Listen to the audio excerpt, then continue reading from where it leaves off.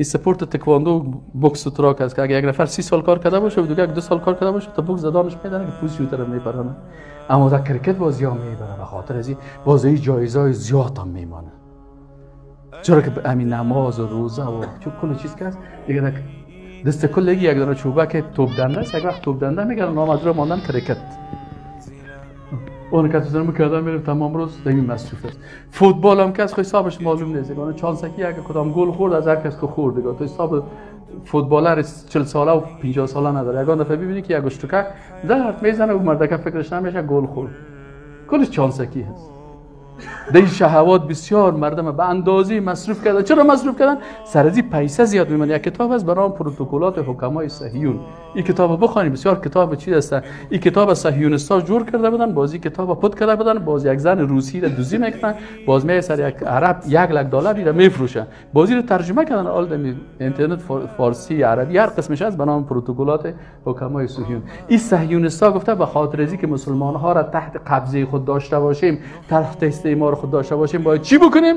یا را ذهنشان را به این شکل مصرف کنیم. از این خاطر بسیار جوانا را سپورت خوب چیز است. سپورت سنت است. بسیاری سپورت سیاحت و سباحه علموا ابناءکم السباحه والرمایه ورکوب الخیل. این حدیث رسول الله صلی الله علیه و سلم است. خوب سپورت که است اسب سواری است. یاد بگی اسب سواری را، یاد بگی فیل کردن، تیر زدن، یاد بگی اتم زدن، یاد بگی آب بازی را. این سپورت هاییست که بس صحتت خوبه. سنت رسول الله صلی الله علیه و سلم باید سپورت بکنیم. سپورت هایی که به بدن ما منفعت دارن. لکن بعض سپورت هایی است که مردم او سپورت ها نمیکنه، وقت خود در دیدن از او مصروف میکنه. یک نفر ببینی که ناکام شده، بگی چرا ناکام شدی؟ ناکام فوتبال است. چی کردی؟ فوتبال کردی ناکام شدی؟ نه، فوتبال نکردیم، فوتبال دیدیم، سیل کردیم. این سیل کردن از این چی ارزش داره بر از این؟ لکن به خاطر از اینکه باز اون نفر قهرمان میته و باز میگه این فوتبالر که از 4 میلیون قیمت داره و 6 میلیون دلار فروخته شده، اله انسان چطور شد فلان شد.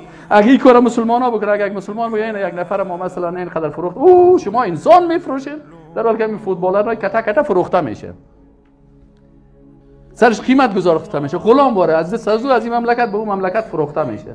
و بسیاری وقتا انسان خوب اگر ما این کارا بکنیم باز این که شما چقدر وحشت کردین. خودشان وحشتشان چی است؟ 2 نفر در سابق در روم قدیم که بود،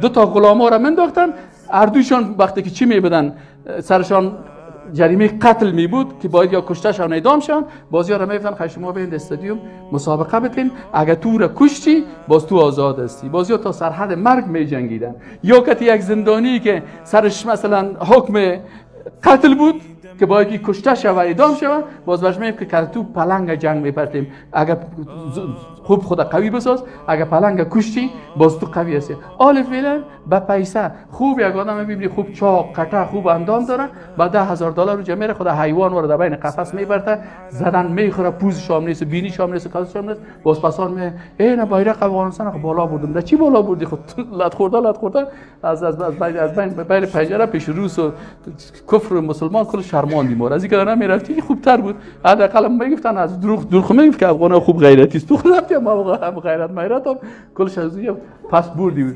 چی شده؟ این چی است؟ مصرف کردن استعمار در شهوت چی شد؟ در شهوت ساتیری و بازی های دروغی. فزاد تشوقی